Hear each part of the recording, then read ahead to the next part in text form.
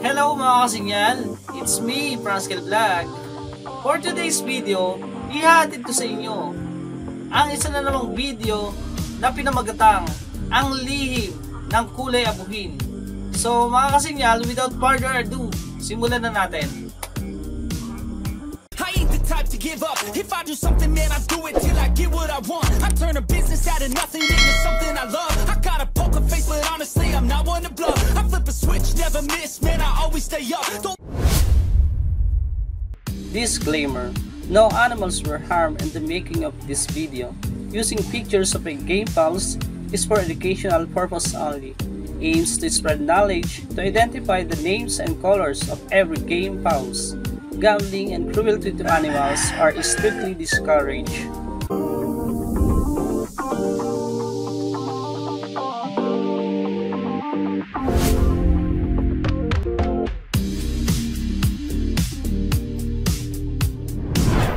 Ayon sa sinaunang paniniwala, sa dinami-dami ng uri ng kulay abuhin, ay may isang kulay na nabubulitangay sa lahat. At ito ay kung ituring ng mga sinaunang matatanda ay pinakamalakas na kulay sa lahat ng kulay abuhin.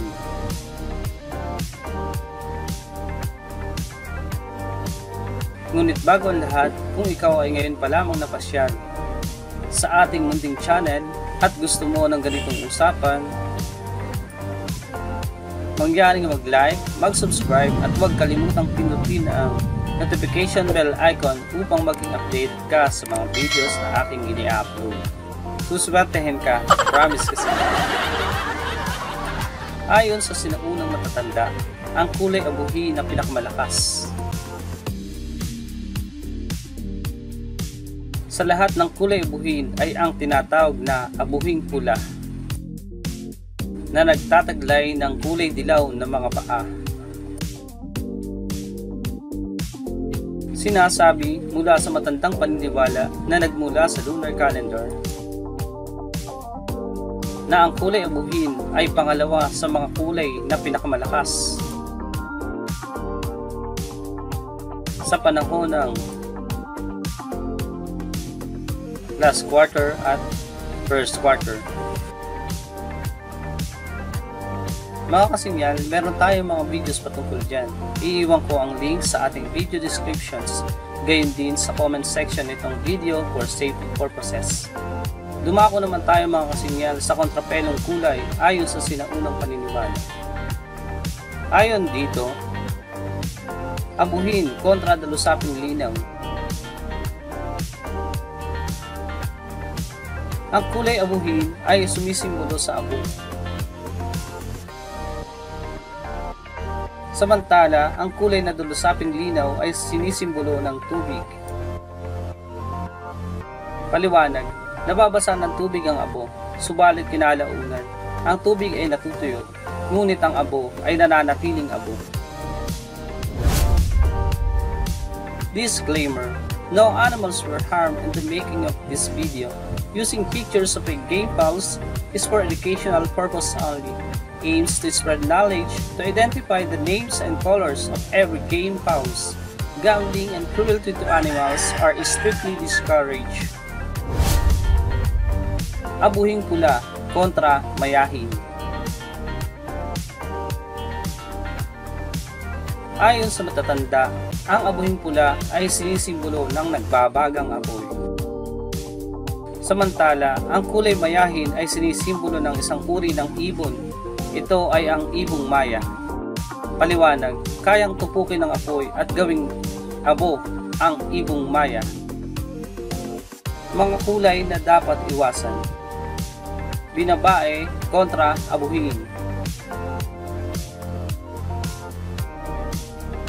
Sinasabi ng mga matatanda na ang isang babae ay sumisimbolo sa kulay na binabae. Samantala na ang kulay na abuhin ay sinisimbolo ng abo. Paliwanag, winawalis lamang ng babae ang bunto ng abo sa dapugan. Disclaimer: no animals were harmed in the making of this video. Using pictures of a game pals is for educational purpose only. aims to spread knowledge to identify the names and colors of every game pause. Gambling and cruelty to animals are strictly discouraged. Dalusaping dilaw kontra abuhin. Ang kulay na dalusaping na dilaw ang paa ay sinisimbolo ng apoy. Samantala, ang kulay abuhin ay isang abon lamang. Paliwanag, ang lahat ng bagay bago maging abo ay dapat munang tupukin ng apoy. Nagsisilbing apoy ang dalusaping dilaw ang paa, samantalang ang abuhin ay nananatiling abo lamang. Dumako naman tayo sa orakulo, aklat na isinulat ni Severino Polga.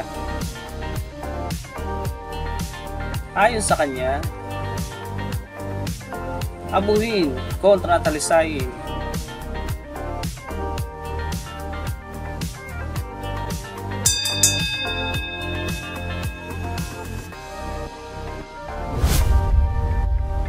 Disclaimer: no animals were harmed in the making of this video. Using pictures of a game pause is for educational purpose only. Aims to spread knowledge to identify the names and colors of every game pause. Gambling and cruelty to animals are strictly discouraged. Abuhin kontra dalusaping linaw.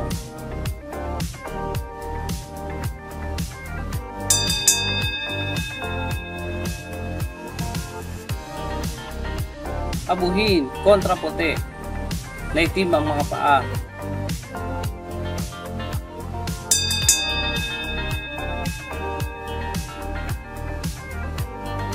Abuhin kontra bulik.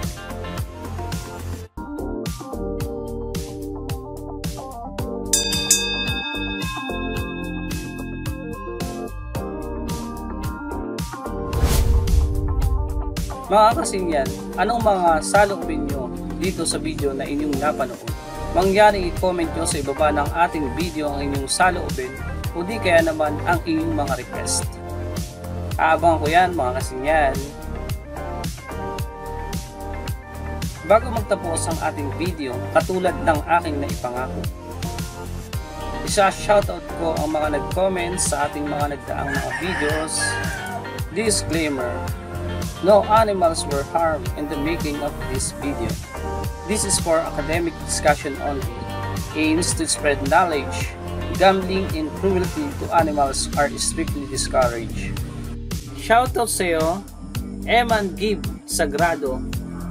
Salamat sa panonood. Shoutout sa iyo, George Dasmariñas. Salamat sa panonood. Shoutout sa iyo kasingyan. Salamat sa panonood.